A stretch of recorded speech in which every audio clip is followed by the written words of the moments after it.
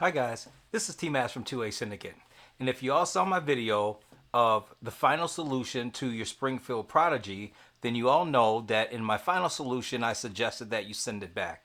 Since I've sent it back, there have been no issues whatsoever, and I actually love running this gun. So this is an update of the 1,000 round of my Springfield Prodigy 4.5 Commander DS.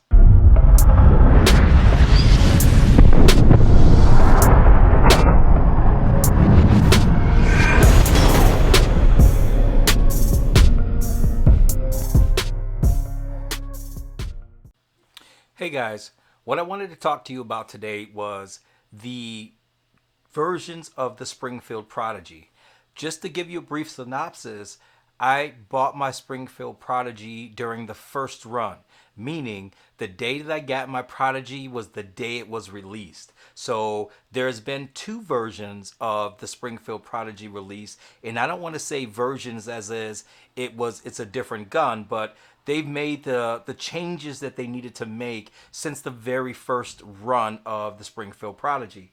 Now, when I say that means that, of course, this was a production gun, but they've since revamped and got someone to do a better job in some of the components that they got out of the Springfield Prodigy. So the first thing I'm going to do is show clear on this gun, and you'll see that it's clear.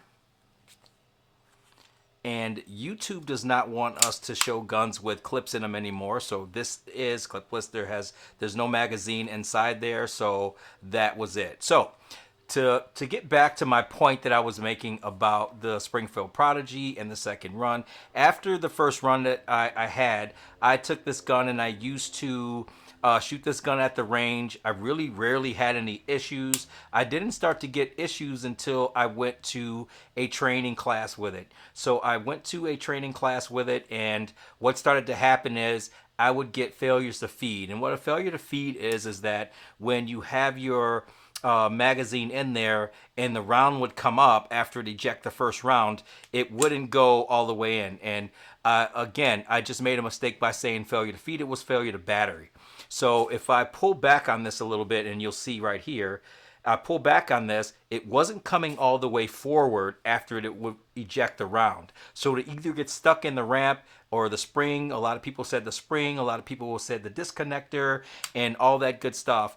And what was happening is that I would have to hit it in the back to get the feed to go all the round to go all the way in the chamber, so it would feed, so then it would function. And this happened quite a bit during my training class, and I started to get a little bit a little upset about it and frustrated that I couldn't run the gun, because guess what? At the training class, it was a very accurate gun.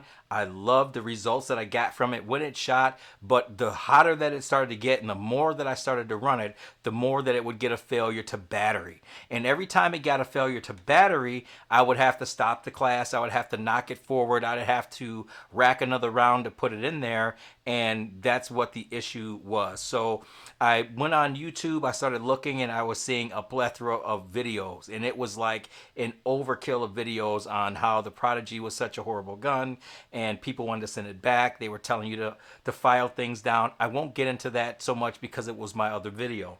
Anyway, I sent it back. It took me 2 weeks to get this gun back from Springfield, and a list of everything that they changed out in my Prodigy to make it run efficient and have it run like it was supposed to run. And at that point, with it doing that, that's exactly what happened, and then it started to actually run pretty well, and I've never had any issues with it whatsoever.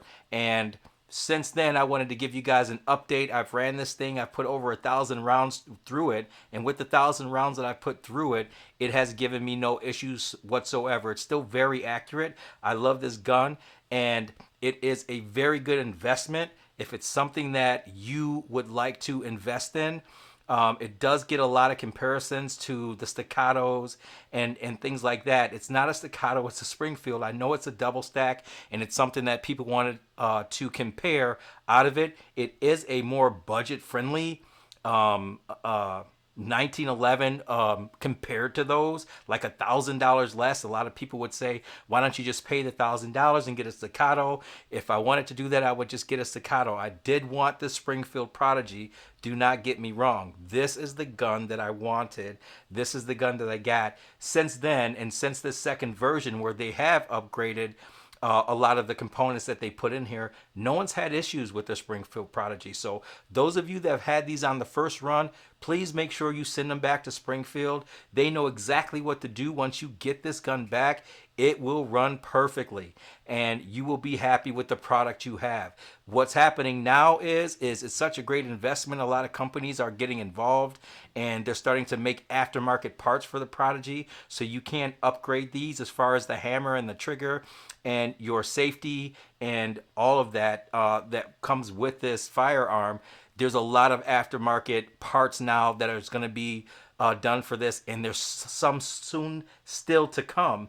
Once those get in, there'll be a lot of things that we can get into and start to upgrade with our Springfield Prodigies. So guys, that's my 1,000-round review. Please make sure that you like and subscribe. If you have any comments, please put them down in the comment section. I'll be happy to answer any questions for you if you have it. And I love to interact with you guys. So as always, train hard, train often. This is T Mash from 2A Syndicate. Thanks for watching, guys.